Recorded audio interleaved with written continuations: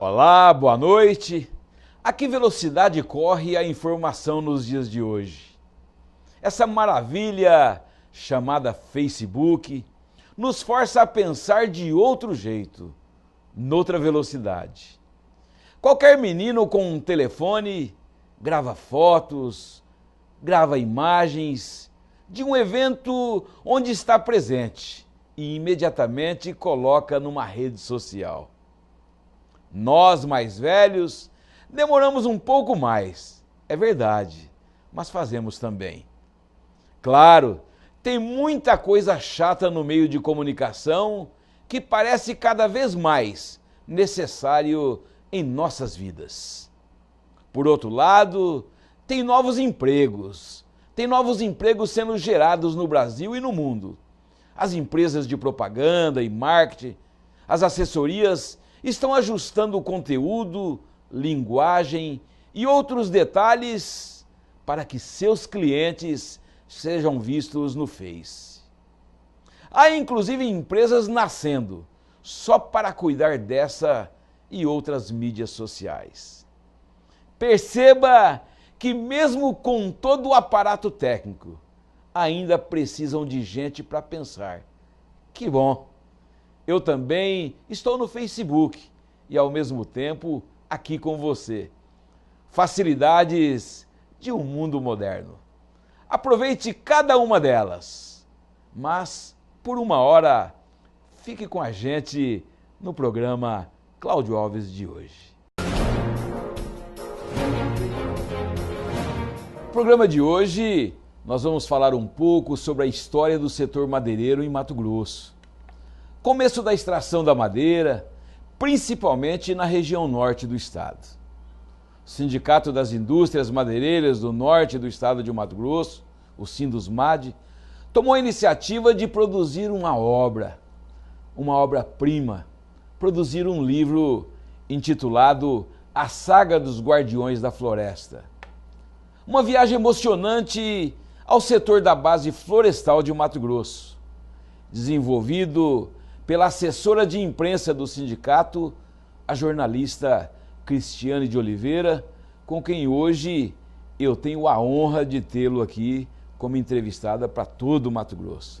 Boa noite, Cristiane. Um prazer e uma satisfação imensa ter o privilégio de entrevistá-la nesta noite de hoje.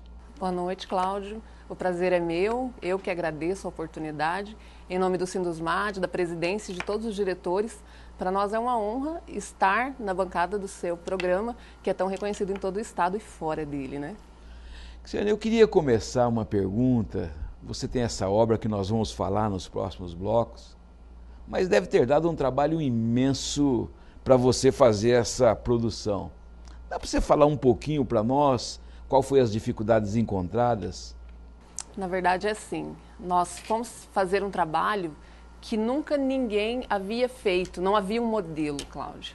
Nós pensamos por onde começar e ficamos por alguns meses. Essa obra teve início, nós fomos para campo em 2010, em maio de 2010. Ficamos 3 meses viajando no Mato Grosso, andamos mais de 20 mil quilômetros. Teve dias de nós andarmos 700 quilômetros de estrada de chão sem parar, porque não tinha onde parar. Sabe? Em busca de registros fotográficos, entrevistas, em busca de saber quem chegou primeiro onde, quem veio montar a primeira indústria madeireira naquele lugar.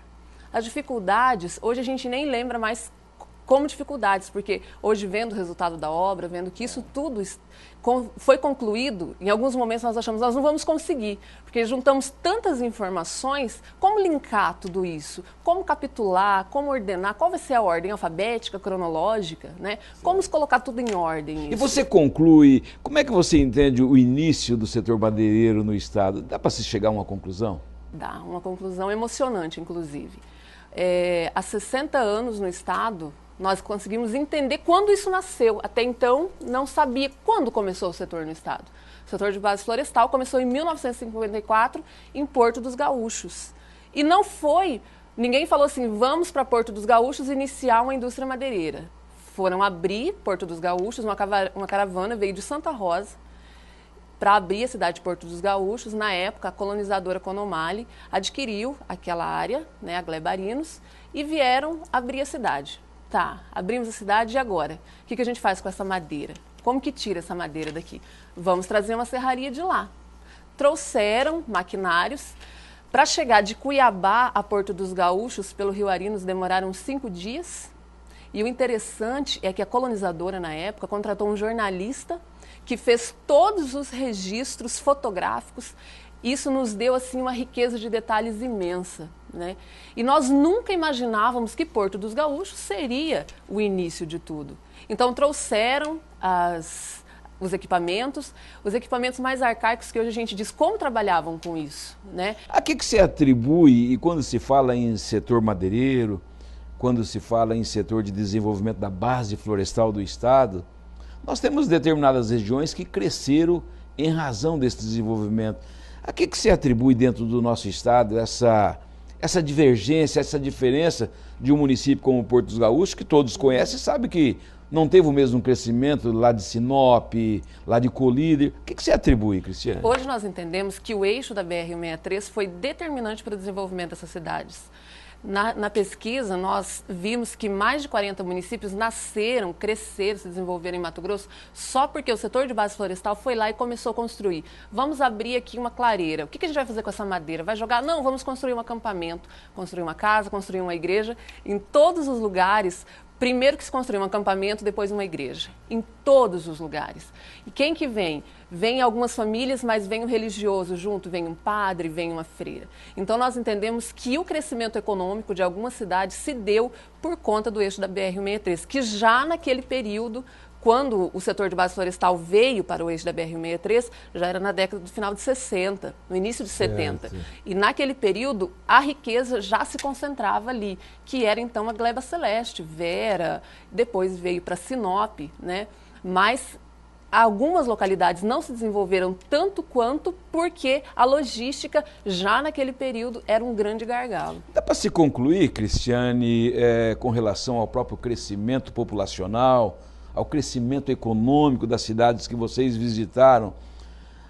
A princípio, lá no início, a retirada da madeira era para sobrevivência? Dá para se saber se tinha alguma cidade que planejava o seu futuro mesmo nessa época? Na verdade, assim, eles pegavam os modelos de onde eles vinham e queriam implantar os modelos aqui.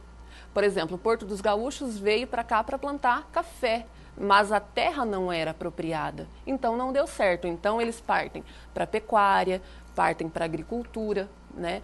Quando em Sinop do mesmo jeito, nós conhecemos a história de Sinop.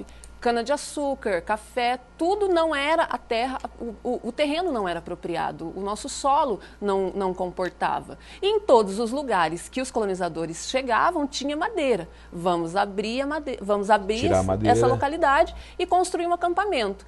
Eu até estou para dizer que, pelo que nós encontramos de registros, eles não imaginavam que Mato Grosso, que o norte, que o noroeste de Mato Grosso, que hoje tem uma grande expansão por conta da atividade madeireira, fosse virar o que virou, fosse se transformar essa imensidão de tantas riquezas extrativistas e tudo mais por conta do início da atividade madeireira. Não tem como você falar na extração da madeira sem você falar no crescimento.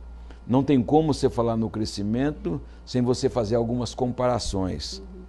E eu perguntaria, talvez saímos fora um pouquinho da sua obra, dá para se atribuir também a culpa a alguém pelo crescimento de umas cidades a mais e de outras não, Cristiane? Eu acredito que nós estamos onde mais nos favorece, né? Então, Porto dos Gaúchos, por exemplo, foi onde começou. Mas, assim, isso aconteceu 33 anos antes de virem para Sinop, né? E naquela época, os olhos do governo, na marcha para o oeste, estavam voltadas para esse lado do estado. Estavam voltadas para a gleba celeste, para cima do paralelo 13, né? Então, os olhos do governo se voltaram, inclusive financeiramente, para cá. Apoiaram as colonizadoras para virem para essa região. Então, se a gente tem que atribuir alguma culpa ou favorecimento, foi do próprio governo federal, porque ele sabia que se ele não integrasse essa região, ele perderia essa parte. A exploração daquela época para a exploração de hoje, Há muita diferença pela muita história? Diferença. Dá para você Muita contar um diferença, pouco? Com certeza.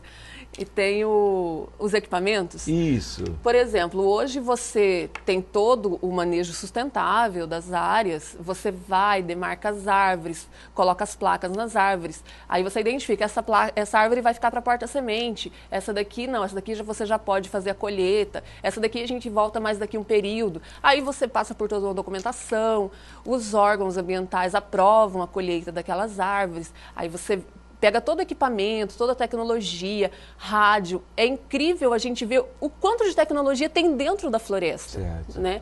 E naquela época não. Você pegava uma grande serra em 8 homens e serrava até a árvore cair.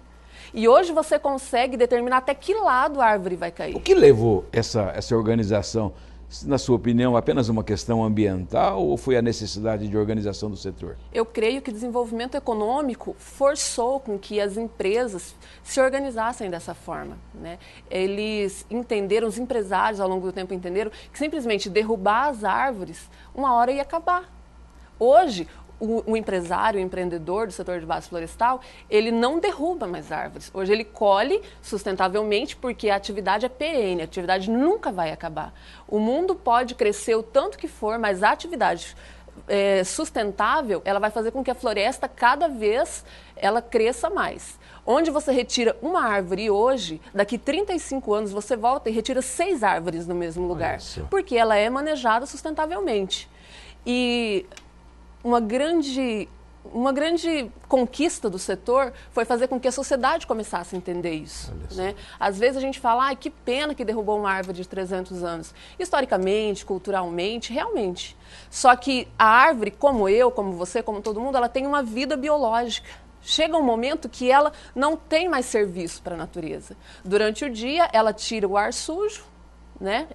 E à noite ela libera o ar limpo para a natureza. Só que isso ela faz só enquanto ela tem uma idade. Depois que ela fica muito velha, ela só está impedindo que outras árvores novas cresçam e continue fazendo esse trabalho. Nesta sua obra, você consegue colocar essa situação? No capítulo 6, nós exemplificamos, inclusive, com gráficos isso. Nós mostramos de forma muito simplificada o que é isso de fixação de carbono, o porquê é importante manejar sustentavelmente a floresta. Né? No capítulo 6, nós conseguimos descrever, inclusive, com desenhos para que qualquer pessoa consiga entender. Que bom.